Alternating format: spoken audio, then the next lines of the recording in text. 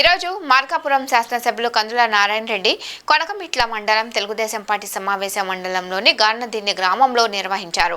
మొదటగా పొదిలి ఏఎంసీ మాజీ chairman Telugu Desam party senior నాయకులు స్వర్గీయ చప్పిడి రామలింగయ్యకి నివాళులర్పించి కొద్ది నిమిషాలు మౌనం పాటించారు. అనంతరం భవిష్యత్ కార్యాచరణపై చర్చించారు. అనంతరం గార్నదిన్నె గ్రామ రెవెన్యూ సదస్సులో పాల్గొన్నారు. మొదటిగా అర్జీదారుల నుండి అర్జీలు స్వీకరించారు. అనంతరం మాట్లాడుతూ వైసీపీ నాయకులు అక్రమంగా భూములను ఆన్లైన్లో తొలగించడం, రెడ్ మార్కులు పెట్టించడం, ఒకరి పొలాలను మరొకరికి ఆన్లైన్లో చేయడం తదితర తప్పులని చేసి రెవెన్యూ వ్యవస్థను భ్రష్టు పట్టించారని అన్నారు. ఇప్పుడు ఆ తప్పులను సరిచేయడానికి రెవెన్యూ సదస్సులను నిర్వహిస్తున్నామని, సాధ్యమైనంత వరకు ప్రతి అర్జీని పరిష్కరిస్తామని అన్నారు. ప్రతి ఒక్కరూ ఈ అవకాశాన్ని సద్వినియోగం చేసుకోవాలని ప్రజలను కోరారు. ఈ రెవెన్యూ సదస్సులో మీకోసం మీ ఆస్తుల పరిరక్షణ కోసం ఏర్పాటు చేసినటువంటి కార్యక్రమం ప్రీతం ముఖ్యమంత్రి చంద్రబాబు నాయుడు గారు, నారా లోకేష్ బాబు గారు, పవన్ కళ్యాణ్ గారు, అనగాని సత్యప్రసాద్ గారు నలుగురు కూర్చొని గత ప్రభుత్వంలో జరిగినటువంటి దుర్మార్గ పనులన్నింటినీ కూడా చెక్ పెట్టాలని, ఎవడైతే ల్యాండ్ గ్రాబింగ్ పాల్పడ్డాడో అటువంటి వాళ్ళను కఠినతరంగా శిక్షించాలని ఈ రెవెన్యూ సదస్సు ఏర్పాటు చేయడం జరిగింది. లాస్ట్ 5 సంవత్సరాల్లో మీకు ఏం జరిగిందో తెలుసు. ఇప్పుడే ఒక ఆమె చెప్తా ఉంది, మా యొక్క పొలాన్ని వేరే వాళ్ళు ఎక్కించుకుంటారు, వాళ్ళ రికార్డులలోకి వెళ్ళిపోయినది అని. అలా కొన్ని వేల మంది రైతుల యొక్క పొలాలు లాస్ట్ 5 సంవత్సరాల్లో కబ్జా చేశారు.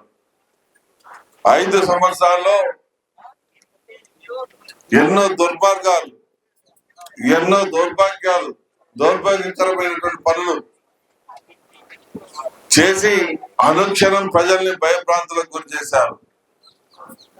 ఆ పరిస్థితి నుంచి ప్రజల్ని విముక్తులు చేయాలని, ప్రజలకు ఒక భరోసా ఇవ్వాలని ఈ ప్రభుత్వం కంకణం కట్టుకొని ఈ రెవెన్యూ సదస్సుల్ని ఎంతో ప్రతిష్టాత్మకంగా తీసుకుంది. ఈ రోజు అవసరమైతే సాల్వ్ అయితే అనుకుంటే చేసేస్తుంది. 10 రోజులు టైం ఇచ్చి కొన్ని చేసేస్తా ఉంది. అలా 45 రోజుల లోపల చేయగలిగినటువంటి అన్ని కూడా మీకు పూర్తి చేసి మీ పొలాల మీద, మీ యొక్క స్థలాల మీద మీకే హక్కు కలిగే విధంగా ఈ ప్రభుత్వం చేయబోతా ఉందని మీ అందరికి మనం చేస్తా ఉన్నా. ఇటుపక్క మేము మంచి చేయాలని చూస్తున్నామా, మిమ్మల్ని అడ్డంగా మోసం చేసిపోయినటువంటి దుర్మార్గుడు మంచి చేయాలని చూస్తున్నాడా? ఒక్కసారి ఆలోచన చేయండి.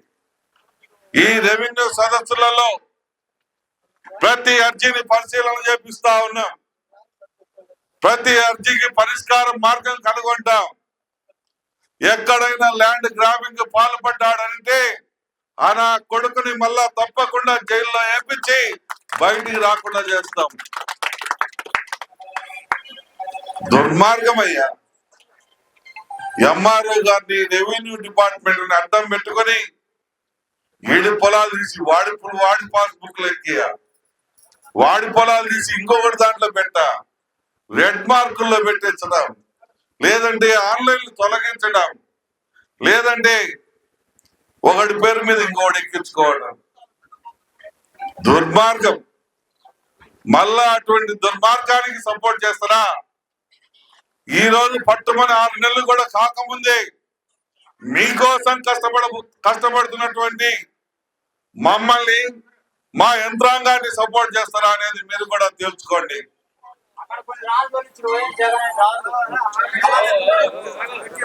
బొమ్మలు వేపించాడు.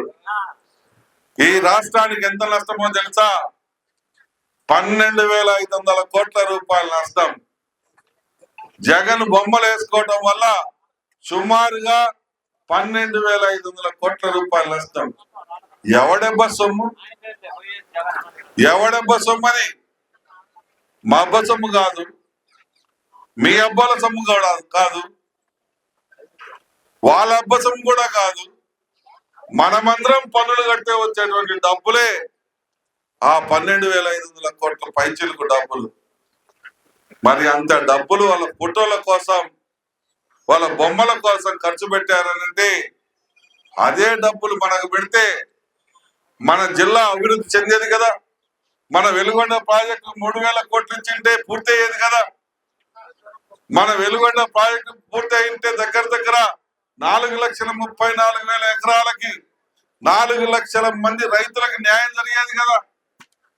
16-17 లక్షల మందికి త్రాగడానికి నీళ్లు వచ్చాయి కదా. ఇన్ని లక్షల మందిని నాశనం చేసి ఒక్కడే అందలం ఎక్కాలని చెప్పి అందలం ఎక్కి ఒక పిచ్చి తొక్కులకు పరిపాలన చేసి ఈ రాష్ట్రాన్ని మనల్ని ఈటు బొచ్చితే ఆ ఈటు బొచ్చిన వాళ్ళకి ఇంకా భజనలు చేస్తున్నటువంటి కొందరిని ఏమనాలో మీరే తేల్చుకోమని మీ గ్రామస్తులందరికీ మనవి చేసుకుంటూ ఈ యొక్క రెవెన్యూ సదస్సుల్ని సద్వినియోగపరచుకోండి. అధికార యంత్రాంగం అంతా సాయంత్రం వరకు ఇక్కడే ఉంటుంది.